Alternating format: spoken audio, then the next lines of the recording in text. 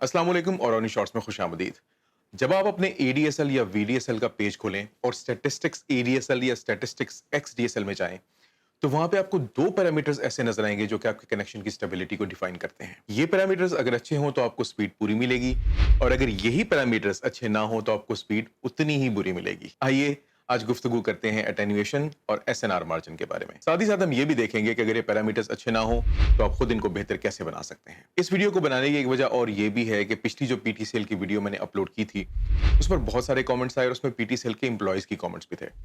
Some of them really appreciated what I was doing and others really did not. इसलिए आज की इस video में हम उन ऑब्जेक्शंस को भी डिस्कस करेंगे जो कि उन्होंने रेज की। So let's start.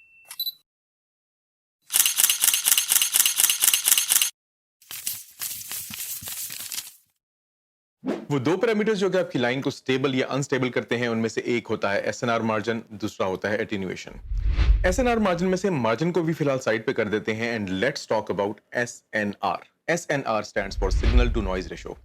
एसएनआर हर केबल में होता है और आसान अल्फाज में आपके मॉडेम तक सिग्नल ट्रांसमिट हो रहा होता है कॉपर लाइन के जरिए।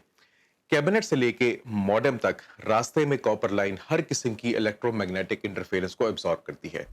ये इलेक्ट्रोमैग्नेटिक इंटरफेरेंस जो कि आपकी कॉपर लाइन में एब्सॉर्ब हो गई, इसको नेटवर्किंग की जुबान में नॉइज कहा जाता है। इसमें चार चीजें खास तौर पर शामिल होती हैं। अगर आपकी केबल के नजदीक दूसरी केबल्स मौजूद हैं तो लाइन में जितने भी कनेक्टर्स या जोड़ मौजूद हैं, और खास तौर पर अगर वो फॉल्टी हैं, जंग आलूद हैं, तो अगर केबल मोटर्स या ट्रांसफार्मर्स के नजदीक से गुजर रही है, तो अगर आपकी केबल रेडियो ट्रांसमिशन सिस्टम्स के करीब से गुजर रही है, तो मंदरजा बाला तमाम की तमाम वजूहात इलेक्ट्रोमैग्नेटिक इंटरफेरेंस का बाइस बनती हैं।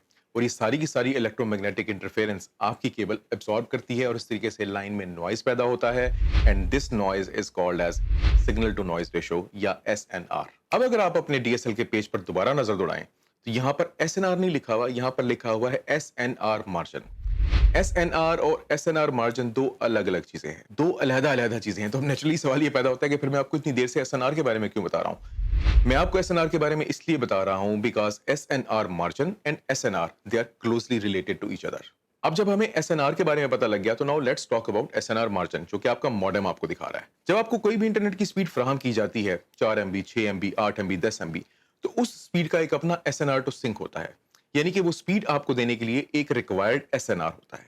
उस एसएनआर में से जब आप अपनी लाइन के एसएनआर को मनफी करेंगे तो बाकी जो चीज बचेगी that will be called as SNR margin. मिसाल के तौर पर लेट अस सपोज कि आपको एक 10 MB का कनेक्शन उन्होंने देना है और 10 MB का कनेक्शन आपको देने के लिए SNR to sync is let us suppose 34 decibels, और आपकी अपनी लाइन जो है इसका एसएनआर है 42 डेसिबल्स। तो अब आपका एसएनआर मार्जिन जो बचा दैट विल बी 42 माइनस 34 यानी कि 8 डेसिबल्स। कुछ मॉडेम्स एसएनआर को डेसिबल्स में बताते हैं, बाकी मॉडेम्स एसएनआर को बताते हैं 0.1 डेसिबल में। तो आपके वो तमाम मॉडेम्स जो कि आपको डेसिबल्स में बता रहे हैं वहां पे ये फिगर शो होगी 8 डेसिबल्स, और वो तमाम के तमाम मॉडेम्स जो कि 0.1 डेसिबल में बता रहे हैं वहां पे आपको फिगर शो होगी 80 की। इसके बारे में परेशान होने की जरूरत नहीं है। It is nothing, it's just a change of units, they are basically the same thing. 80 लिखा हो या 8 लिखा हो, it's one and the same. अब जब हम लोगों ने एसएनआर को भी समझ लिया है, एसएनआर मार्जिन को भी समझ लिया है, तो अब हम इस बात की तरफ चलते हैं कि कितना एसएनआर मार्जिन हो तो आपको स्पीड अच्छी मिलेगी। पीटीसीएल ये कहता है कि आपका एसएनआर मार्जिन 80 या 8 डेसिबल से कम नहीं होना चाहिए। एंड ऑल्सो अगर आप नेटवर्किंग में भी देखें तो वहां भी यही कहा जाता है कि आपका जो एसएनआर मार्जिन है वो 8 डेसिबल्स या 80 से कम नहीं होना चाहिए। If it is below 8 decibels या 80 it is considered as a very poor connection. लेकिन मेरे अपने जाती तजर्बे में मैंने ये देखा है कि 60 या 6 डेसिबल्स तक आपका इंटरनेट बिल्कुल ठीक चल जाता है। As soon as your SNR margin will fall below 6 decibels or 60, your connection will be very bad. आपका कनेक्शन बार बार डिस्कनेक्ट भी होगा, आपको स्पीड भी नहीं मिलेगी और शायद कनेक्ट भी ना हो पाए। अब मैं आपको एसएनआर मार्जिन की वो सारी की सारी रेंजेस दिखाता हूं कि जिनको देख के आप ये अंदाजा लगा सकते हैं कि your connection is good, bad, poor और एक्सीलेंट। अगर आपका एसएनआर मार्जिन 8 डेसिबल्स या 80 से कम है तो it is called as poor. लेकिन मैं आपको बता चुका हूं कि मेरे पर्सनल जाती तजर्बे में आई थिंक 6 डेसिबल या 60 तक आराम से काम चल जाता है। अगर आपका एसएनआर मार्जिन 8 डेसिबल से लेके 20 तक है या 80 से लेके 200 तक है तो it is considered as okay. अगर आपका एसएनआर मार्जिन 20 से 28 डेसिबल्स है या 200 से 280 है it is considered as excellent. और अगर आपका एसएनआर मार्जिन 29 डेसिबल से ऊपर है या 290 से ऊपर है तो it is considered as outstanding. तो अब हमें ये भी पता चल गया कि हमारा एसएनआर मार्जिन कितना होगा तो हमारी लाइन की बेसिकली स्टेटस क्या है। It is good, bad, poor, excellent, outstanding. You all can find it out from the bump page XDSL या ADSL ऑफ योर मॉडेम। अब जिस तरह एसएनआर मार्जिन इंपॉर्टेंट था वैसे ही आपकी लाइन एटेन्यूएशन भी इंपॉर्टेंट होती है। सवाल यह है कि ये लाइन एटेन्यूएशन है क्या? आसान और सादा अल्फाज में आपके मॉडेम और आपकी कैबिनेट के दरमियान में जितना फासला मौजूद है, that is simply your line attenuation. मिसाल मैं आपको ये दे देता हूं कि लेट अस सपोज कि ये एक छोटी सी तार है। मैं अगर इस एंड पे 5 वोल्ट देता हूं तो मुझे इस एंड पे 5 वोल्ट आराम से मिल जाएंगे। लेकिन अगर मैं इसी तार को लंबी कर दूं and I stretch it up to 1 kilometre, तो मैं एक साइड पे अगर 5 वोल्ट दूंगा तो क्या मुझे दूसरी साइड पे 5 वोल्ट मिलेंगे? नहीं मिलेंगे, बिल्कुल भी नहीं मिलेंगे। बिकॉज इसके फासले की वजह से कुदरती तौर पर लाइन के अंदर, कॉपर की लाइन के अंदर जो रेजिस्टेंस मौजूद है, उसकी वजह से आपका सिग्नल ड्रॉप हो जाएगा। This thing is called as line attenuation, यानी कुदरती तौर पर सिग्नल का लॉस। सिग्नल आपको कैबिनेट से पूरा मिल रहा है लेकिन आपके घर तक पूरा नहीं पहुंच रहा है क्योंकि आपकी लाइन लंबी है। तो ये जो कुदरती तौर पे लॉस हुआ आपकी लाइन लंबी होने की वजह से, this is called as line attenuation. बिल्कुल एसएनआर मार्जिन की तरह कुछ मॉडेम्स इसको डेसिबल्स में एक्सप्रेस करते हैं, बाकी इसको 0.1 डेसिबल में एक्सप्रेस करते हैं। एसएनआर मार्जिन में और इसमें फर्क सिर्फ और सिर्फ ये है कि एसएनआर मार्जिन जितना ज्यादा होता है आपका कनेक्शन उतना स्टेबल होता है। लाइन एटेन्यूएशन जितनी कम होगी आपका कनेक्शन उतना ज्यादा स्टेबल होगा। अगर आपकी लाइन एटेन्यूएशन 20 डेसिबल या 200 से कम है तो योर कनेक्शन इज एक्सीलेंट। अगर आपकी लाइन एटेन्यूएशन 20 डेसिबल से 30 डेसिबल तक है या 200 से लेकर 300 तक है, योर कनेक्शन इज गुड। अगर आपकी लाइन एटेन्यूएशन 30 डेसिबल से 40 डेसिबल है या 300 to 400, your connection is good. अगर आपकी लाइन एटेन्यूएशन 40 डेसिबल से 50 डेसिबल है या 400 से 500 है, your connection is going to be okay. But if your line attenuation is more than 50 decibel, then I'm afraid your line is very bad. आपका connection बहुत बुरा होगा और शायद हो ही ना। याद रखिएगा, मैं आपको ये बात दोबारा बता देता हूं कि एसएनआर मार्जिन जितना ज्यादा होगा आपका कनेक्शन उतना स्टेबल होगा। लाइन एटेन्यूएशन जितनी कम होगी आपका कनेक्शन उतना ज्यादा स्टेबल होगा। अब हम बात करते हैं इस चीज की कि अगर आप अपनी लाइन को खुद स्टेबल करना चाहें, आप अपने इन पैरामीटर्स को इंप्रूव करना चाहें, तो व्हाट कैन यू डू? आप खुद क्या क्या कर सकते हैं? एसएनआर मार्जिन को इंप्रूव करने के लिए I think there are 5 things that you can do. 5 ऐसी चीजें हैं जो कि आप कर सकते हैं। नंबर 1, एसएनआर मार्जिन को इंप्रूव करने के लिए आपकी लाइन में जितने भी जोड़ हैं, अगर वो हाथ से जुड़े हुए हैं तो उनको फाइल से रगड़ लें।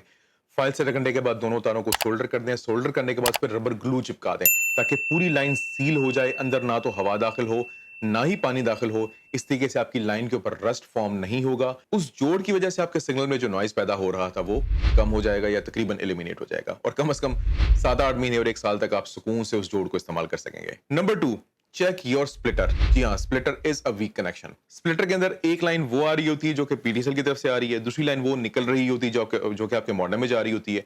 तो ये दोनों लाइनें जहां पे इन और आउट हो रही हैं, they can be very weak links. What I do is कि मेरे पास 4-5 स्प्लिटर मौजूद हैं और जब भी मेरा एसएनआर प्रॉब्लम कर रहा होता है तो मैं सबसे पहले तो स्प्लिटर को ही बदल के देखता हूं। स्प्लिटर जब आपका पुराना हो जाता है तो इट कॉजेस इश्यूज, और बहुत दफा ऐसा होता है कि हम हर चीज चेक कर लेते हैं, हम स्प्लिटर को नहीं चेक करते।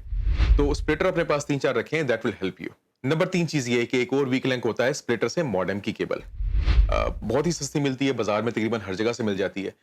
तो उसके कनेक्टर्स वो भी वीक लिंक्स हैं, वो केबल इटसेल्फ वीक लिंक है। व्हाट आई डू इज कि मेरे पास 3-4 केबल्स हैं। जब भी मेरा एसएनआर मार्जिन ड्रॉप होता है, I try changing those cables.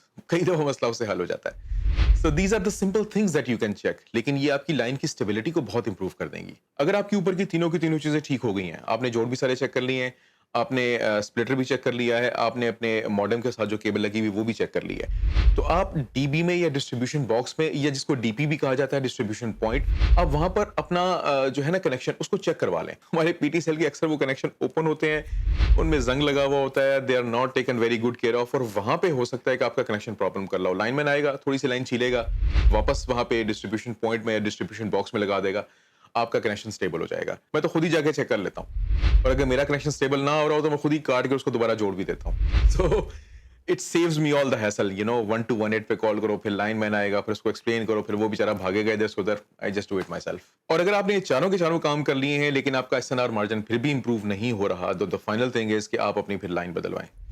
If there is nothing wrong, अगर आपका डिस्ट्रीब्यूशन बॉक्स भी ठीक है, डिस्ट्रीब्यूशन पॉइंट भी ठीक है, अगर आपका मॉडेम भी ठीक है, राउटर भी ठीक है, केबल भी ठीक है, everything is perfectly fine, but still if you are not able to get the good speeds, then the only thing that is left is कि आप अपनी केबल बदलवा लें। पुरानी हो गई होगी, बीच में शायद कहीं से बेंड हो गई हो, टूट गई हो। These are the things. मेरे ख्याल में अगर ये चीजें अगर आप करेंगे तो आपका एसएनआर मार्जिन इंशाल्लाह डेफिनेटली इंप्रूव हो जाएगा। Let's talk about attenuation. अगर आपकी एटेन्यूएशन ज्यादा आ रही है, how can you reduce that? Unfortunately, there are not many ways to do it. क्योंकि अब जाहिर सी बात है, अगर आपकी लाइन एटेन्यूएशन ज्यादा आ रही है, आप कंप्लेन करें भी गए, तो पीटीसीएल डिस्ट्रीब्यूशन पॉइंट या डिस्ट्रीब्यूशन बॉक्स या अपनी कैबिनेट तो उठा के आपके घर तक लाएगा नहीं। That is not possible. So what can you really do? मेरे ख्याल में there are two things. I think दो काम ऐसे हैं कि जो कि आप करें तो there is a chance. Guarantee तो नहीं है, चांस है कि इंशाल्लाह आपका कनेक्शन इंप्रूव हो जाएगा.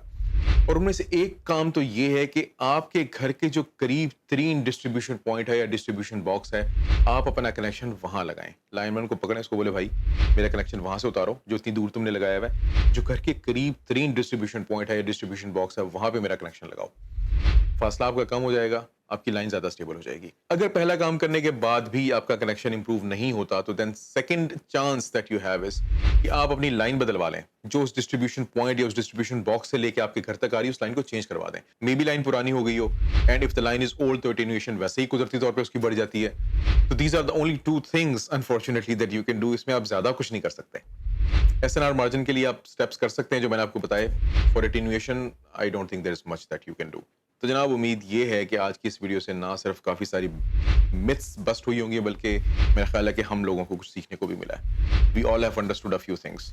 If so consider subscribing, consider liking. और अगर आप ये समझते हैं कि मैंने अभी भी कोई गलती की है तो please do mention that in comments.